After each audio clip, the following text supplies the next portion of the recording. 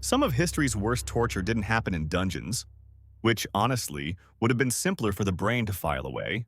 It happened in hospitals, orphanages, prisons, and research labs because apparently horror loves paperwork and institutional lighting.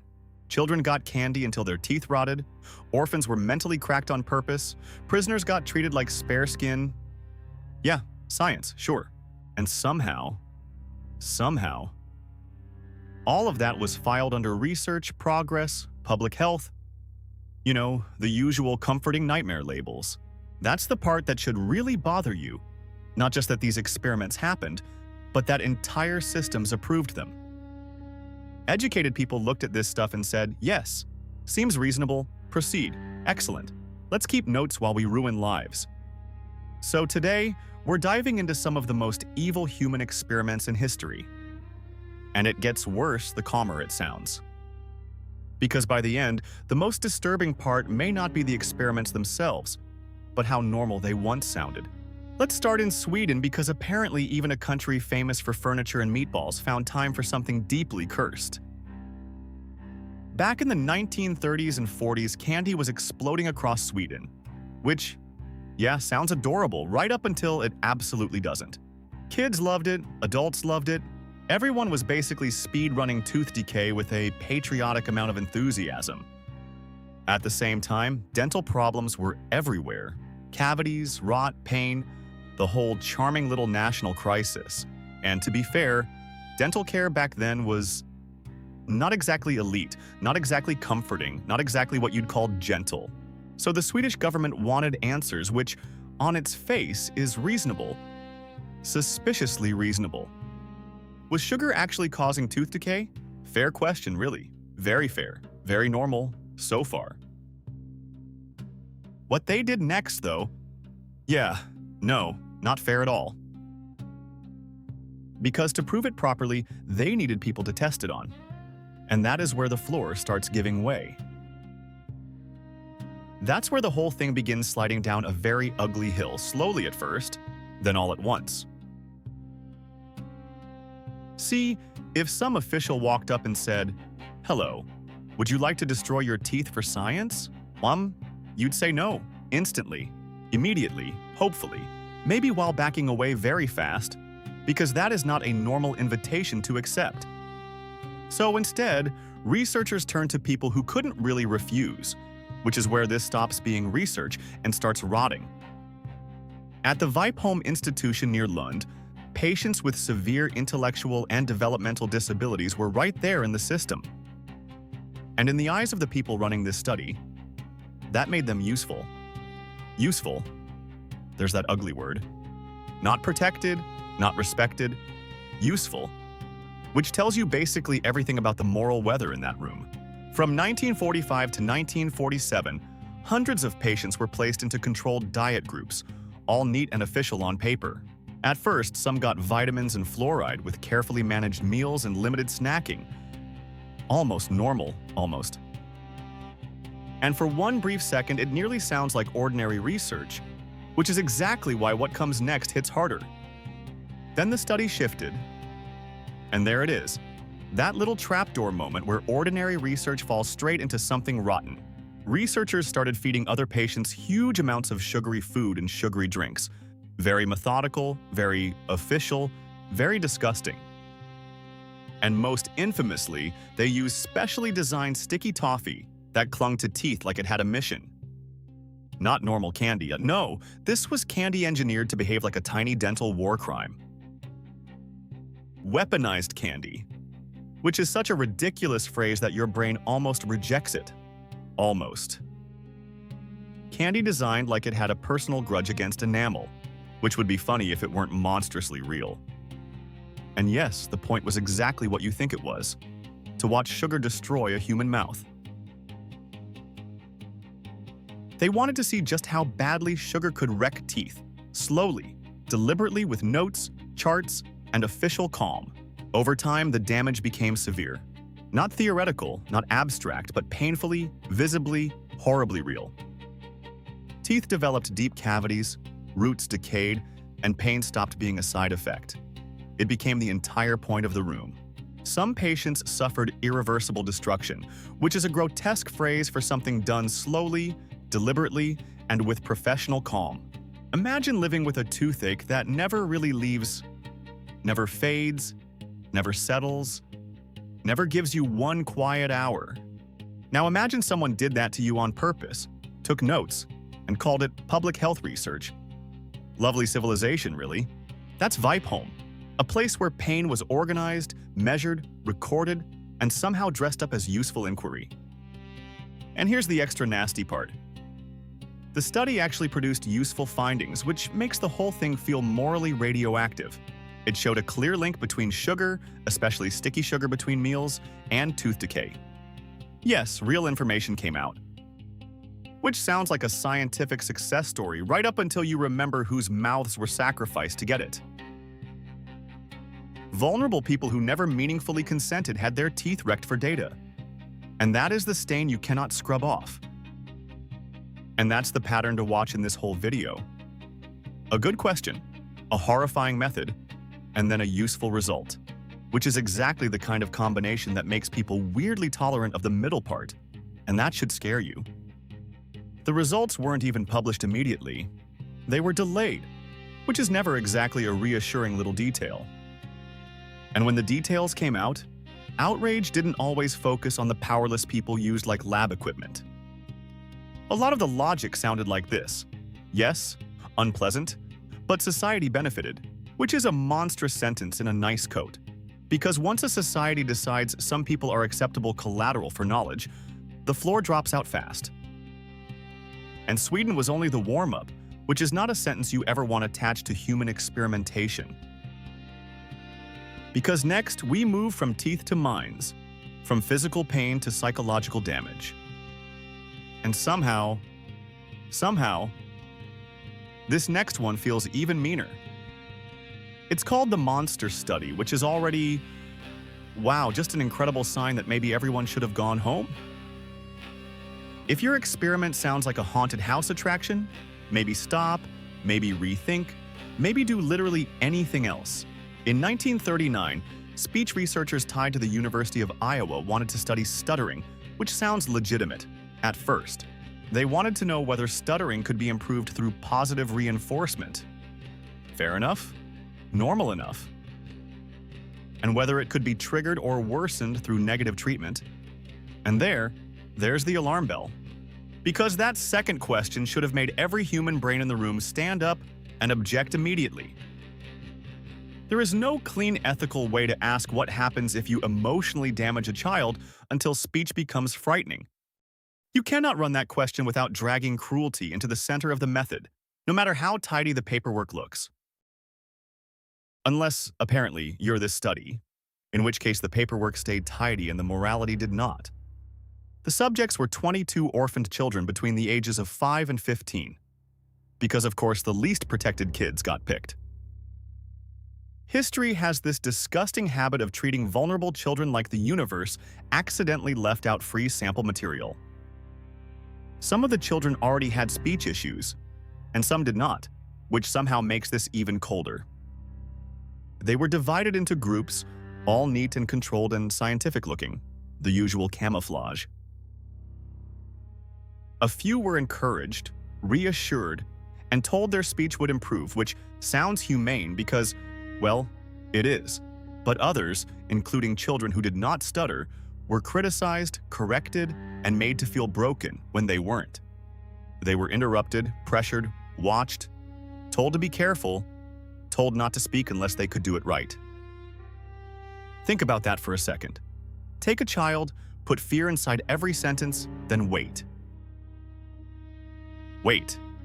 And see what happens, which is such a chilling sentence when the method is basically engineered shame. And what happened was ugly. Not always in the dramatic way people expect, but in the slow, intimate way damage settles in. Children who had spoken normally became withdrawn and anxious, which is a spectacularly evil thing to manufacture in a child. Some started speaking less, not because they suddenly forgot how, but because every word now felt dangerous. Some answered in tiny clipped responses, like language itself had become a place to step carefully around. Some grew deeply self-conscious and started isolating from others, which is the kind of wound that keeps spreading inward. One girl reportedly ran away, which tells you plenty, honestly, without needing a single extra footnote. And no, the study did not successfully create classic stuttering the way the researchers may have hoped. But that does not make this less evil, not remotely, not morally, not even a little. Because even if they failed to manufacture a stutter, they absolutely helped manufacture shame, fear, and lasting harm. No scalpels, no restraints, no blood on the floor, and still absolutely evil.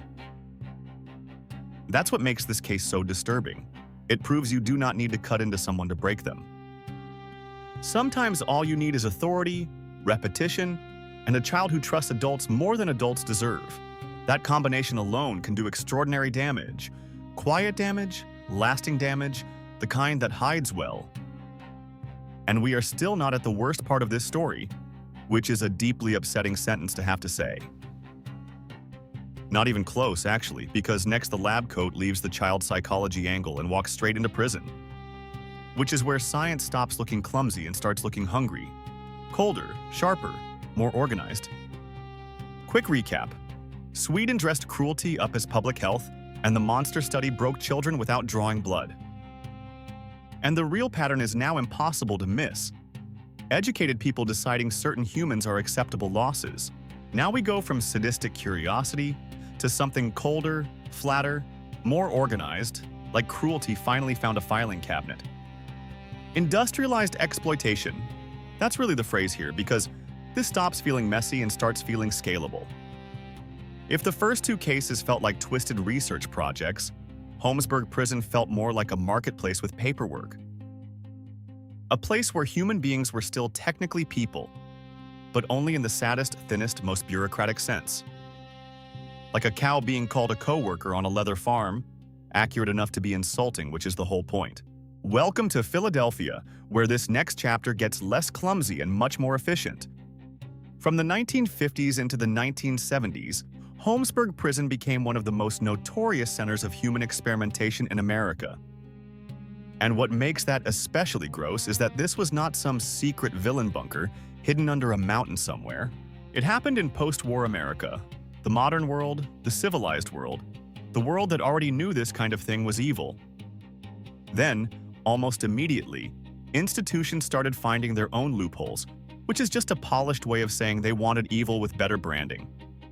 After World War II, medicine, pharmaceuticals, and chemical research were booming. Budgets grew, pressure grew, ambition grew right along with them. The Cold War added even more pressure. Everyone wanted breakthroughs, new drugs, new products, new tactical advantages, fast. And when institutions get hungry for progress, ethics tends to become that annoying little speed bump everyone promises to deal with later.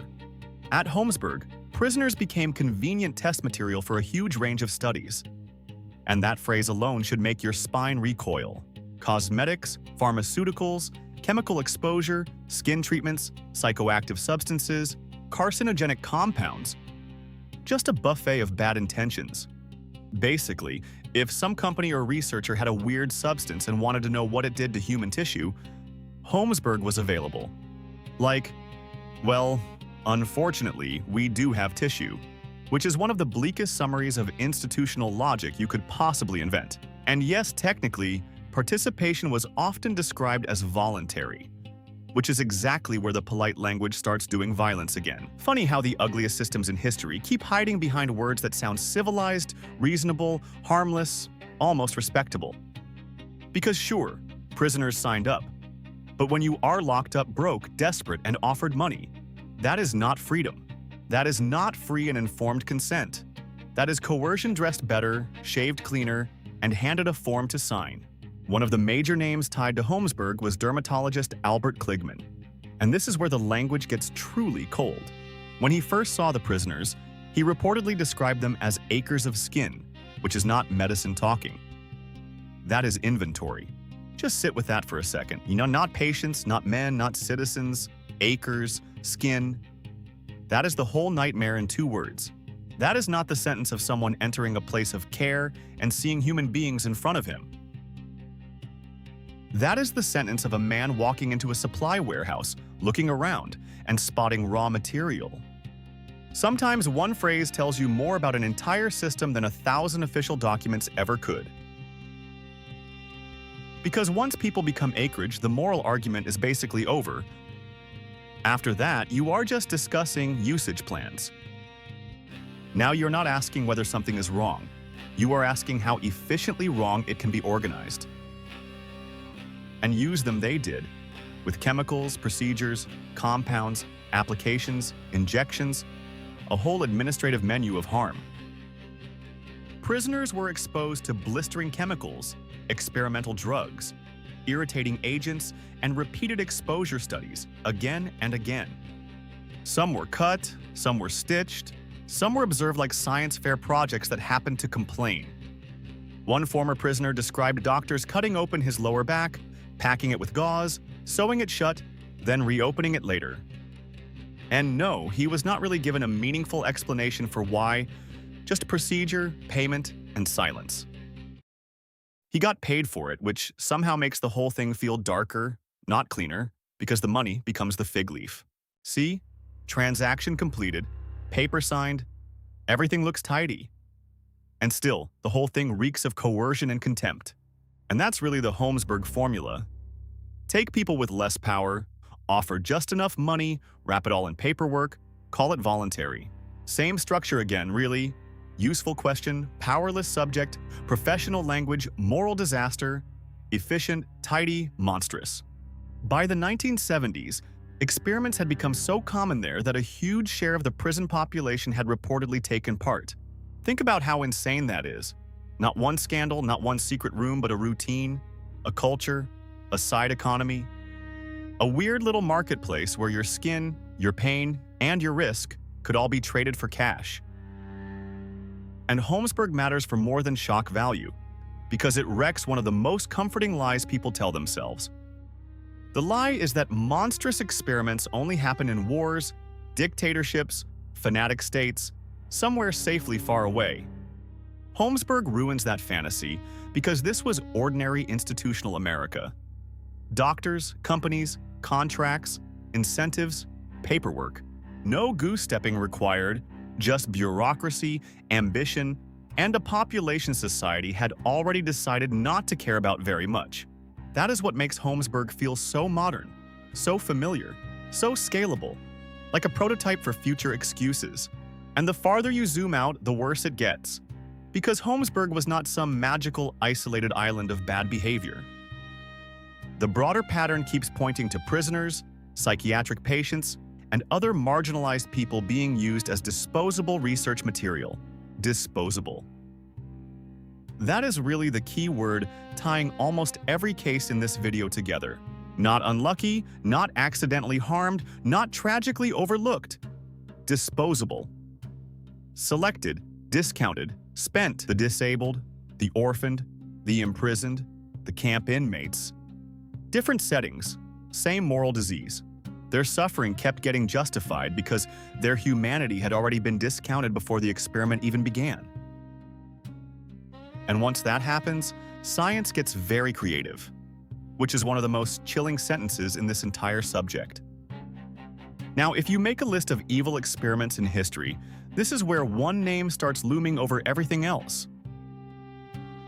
Josef Mengele, the so-called Angel of Death, the final boss of medically sanctioned nightmare fuel. Yes, we are going there. But here is the twist. Mengele is not terrifying only because he was exceptionally evil.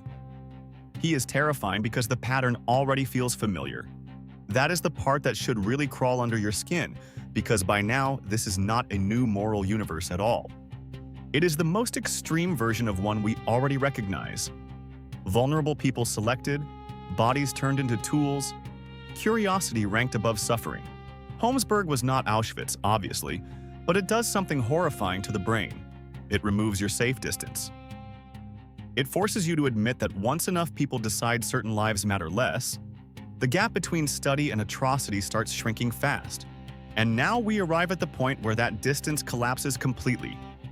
No buffer, no illusion, no polite disguise left. Quick recap. Sweden gave us cruelty disguised as public health. The monster study broke children psychologically.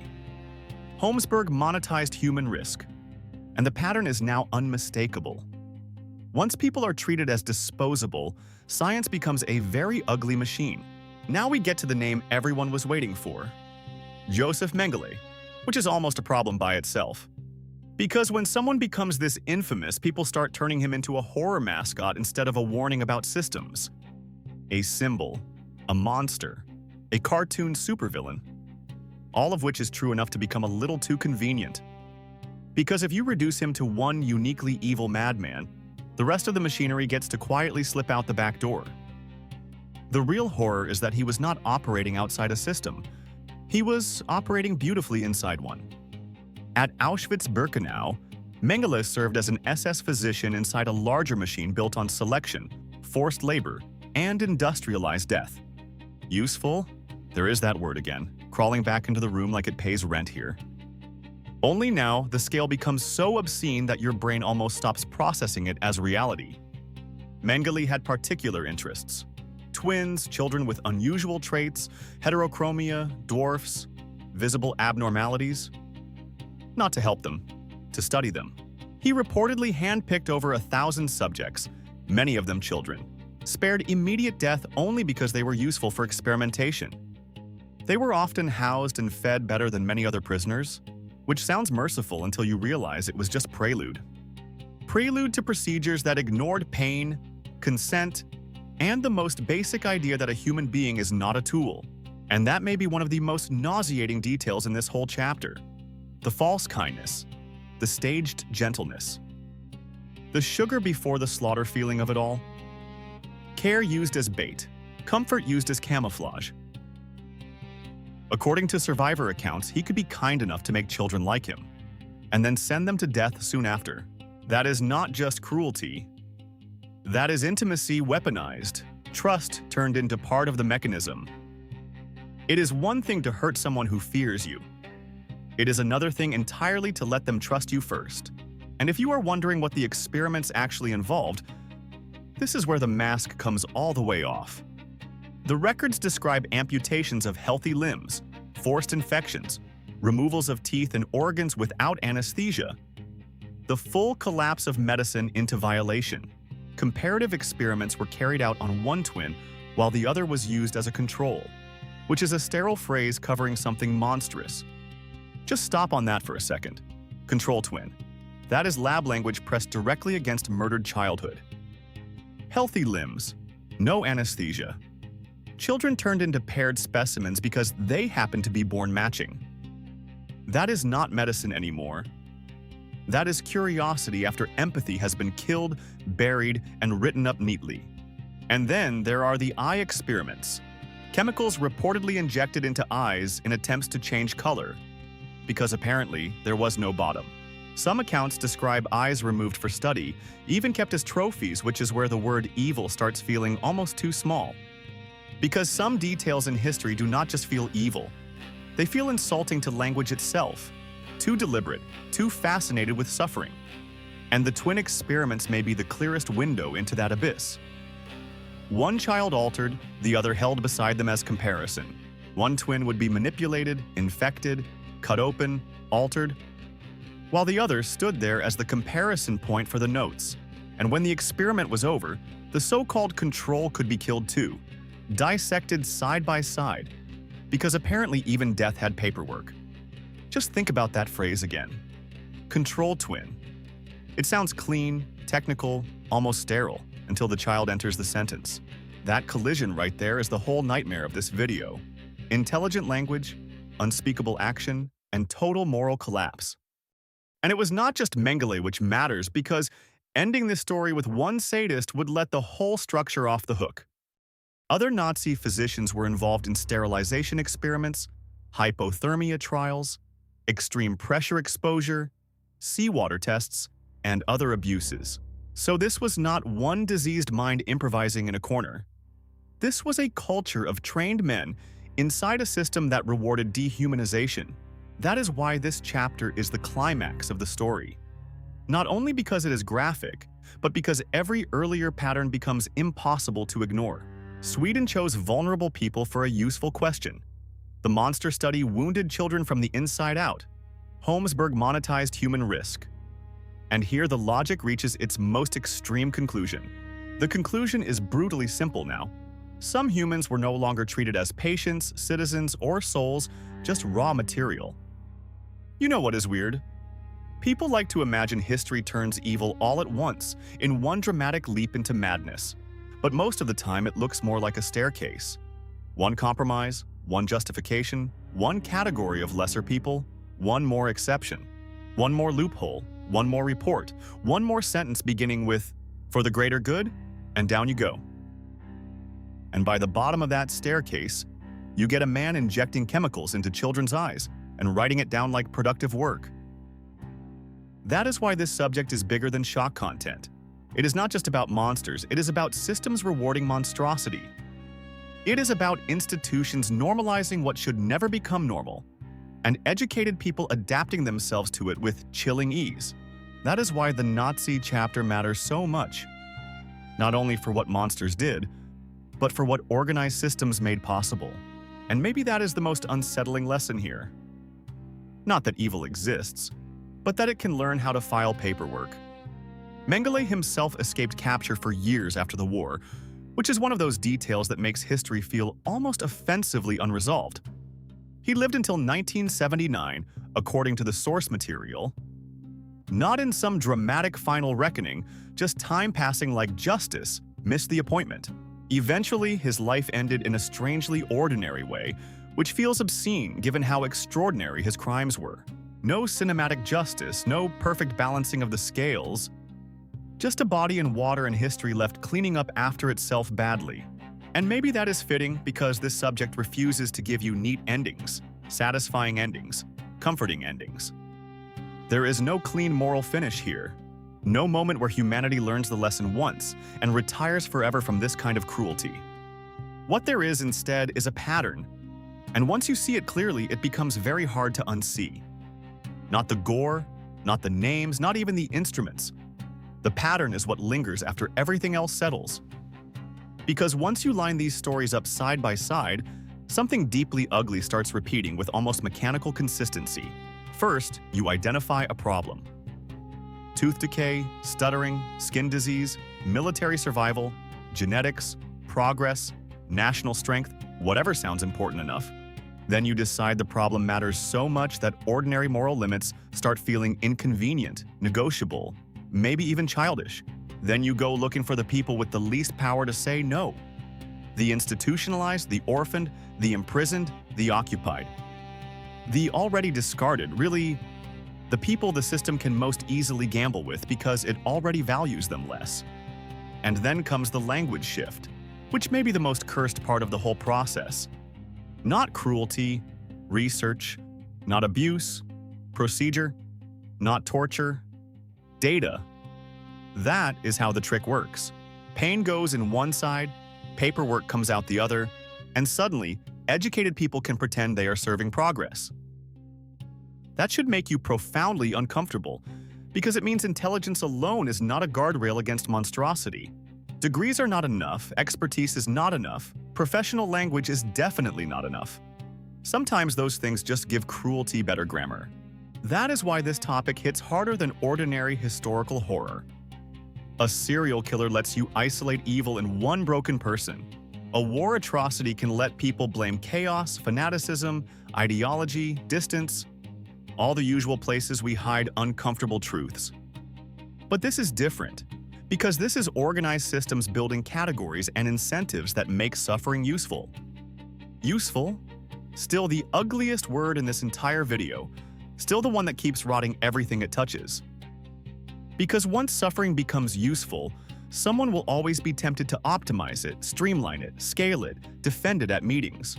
Make it cleaner, make it faster, make it easier to justify, easier to budget, easier to discuss without hearing the victim in the sentence. And across Sweden, the orphan study, Holmesburg, and the Nazi system, the same thing keeps returning. Vulnerable people were chosen because they were easier to control, easier to ignore, easier to define as lesser, easier to move off the moral center of the page and into the margins. That is not random, not accidental, not just history being weird. That is selection, a moral sorting machine at work. And here is the part people really do not like talking about. Some of these experiments actually produced information. Real information, useful information. The kind of information that makes moral judgment suddenly feel less comfortably simple. The Swedish case clarified the link between sugar, sticky sweets, eating frequency, and tooth decay. That much is true. And that truth is exactly what makes the story more revolting, not less, because the method stays evil even when the data works. If the results had been worthless, the judgment would feel easier, cleaner, simpler, emotionally safer. But when useful knowledge comes out of a cruel method, a darker question starts breathing in the room. How much suffering are people willing to excuse once the outcome can be framed as beneficial, practical, efficient? History's answer to that question is not great, not noble, not remotely reassuring. In the Swedish case especially, practical social benefit kept crowding out any real moral reckoning about what was done to those people. That is not just a historical footnote. That is a warning label taped directly onto civilization. Because once people get emotionally comfortable with the phrase necessary sacrifice, almost anyone can be volunteered against their will. All you need is the right justification, the right emergency, the right greater good, and the right class of people everyone is already used to overlooking. Then the awful thing stops sounding awful. It starts sounding responsible, efficient, maybe even compassionate if the wording is polished enough. And that is how the opening hook comes full circle. Some of history's worst torture arrived with lab coats, paperwork, and approval. Not because science itself is evil, but because science inside institutions without moral restraint gets frighteningly good at hiding violence behind purpose. That is the final twist. The experiments were horrific, yes, but the deeper horror is how normal they could sound from the inside. A child becomes a subject, a prisoner becomes a volunteer, a disabled patient becomes a sample, a twin becomes a control, and the violence is already underway. That is why this history matters. Not for gruesome trivia, but to train your eye to notice the moment systems start speaking about people like inventory. Because once that shift happens, the rest is just logistics, forms, budgets, committees, schedules, same abyss, better branding, worse paperwork.